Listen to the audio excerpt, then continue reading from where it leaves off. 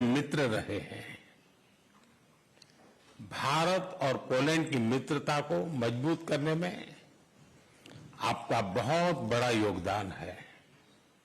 Friends, आज का दिन भारत और पोलैंड के संबंधों में विशेष महत्व रखता है। आज 45 साल के बाद किसी भारतीय प्रधानमंत्री ने पोलैंड का दौरा किया है। मेरे तीसरे कार्यकाल की शुरुआत में ही मुझे यह सौभाग्य मिला है। इस अवसर पर मैं पोलैंड की सरकार और यहां के लोगों का विशेष आभार व्यक्त करता हूं। आपने 2022 में यूक्रेन कॉन्फ्लिक्ट में फंसे हुए भारतीय स्टूडेंट्स को निकालने के लिए जो उदारता दिखाई, उसे हम भारतवासी कभी नहीं भूल सकते। फ्रेंड, इस वर्ष हमने अपने राजनयिक संबंधों की 70वीं वर्षगांठ मना रहे हैं। इस अवसर पर हमने संबंधों को स्ट्रेटेजिक पार्टनरशिप में परिवर्तित करने का निर्णय लिया है।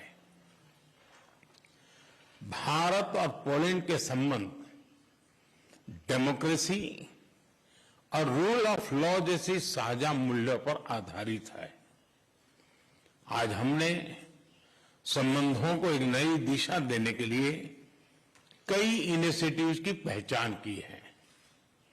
दो लोकतांत्रिक देशों के रूप में हमारी पार्लियामेंट के बीच आदान प्रदान को बढ़ावा दिया जाना चाहिए। आर्थिक सहयोग को व्यापक रूप प्रदान करने के लिए प्राइवेट सेक्टर को जोड़ने के लिए काम किया जाएगा। फूड प्रोसेसिंग के लिए क्षेत्र में पोलैंड वर्ल्ड लीडर्स में से है।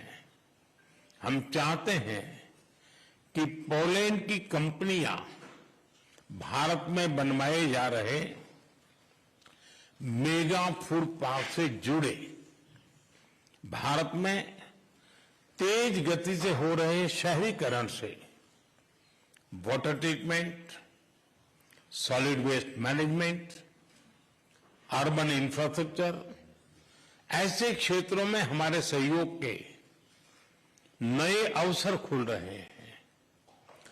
Clean coal technology, green hydrogen, renewable energy, artificial intelligence भी हमारी साझी प्राथमिकता के विषय हैं। हम पोलैंड की कंपनियों को make in India and make for the world से जुड़ने के लिए आमंत्रित करते हैं। फिनटेक, फार्मा, स्पेस, ऐसे क्षेत्रों में भारत ने अनेक उपलब्धियां हासिल की है। हमें इन क्षेत्रों में अपना अनुभव पोलैंड के साथ साझा करने में खुशी होगी। रक्षा के क्षेत्र में करीबी सहयोग हमारे गहरे आपसी विश्वास का प्रतीक है। इस क्षेत्र में आपसी सहयोग को सुदृढ़ बनाया जाएगा। इनोवेशन और टैलेंट हमारे दोनों देशों की युवा शक्ति की पहचान है। स्किल्ड वर्कफोर्स की भलाई के लिए, स्किल्ड वर्कर्स की भलाई के लिए और मोबिलिटी को बढ़ावा देने के लिए दोनों पक्षों के बीच सोशल सिक्योरिटी एग्रीमेंट पर सहमति बनी है। फ्रेंड्स, भारत और पोलैंड अंतर्राष्ट्रीय मंच पर भी करीबी तालमेल के साथ आगे बढ़ रहे हैं। हम दोनों सहमत हैं कि वैश्विक चुनौतियों का सामना करने के लिए संयुक्त राष्ट्र संघ तथा अंतर्राष्ट्रीय संस्थानों में रिफॉर्म वर्तमान समय की मांग है। आतंकवाद हमारे लिए एक बड़ी चुनौती है। मानवता में विश्वास रखने वाले भारत और पोलैंड जैसे देश ऐसे और अधिक सहयोग आवश्यक है।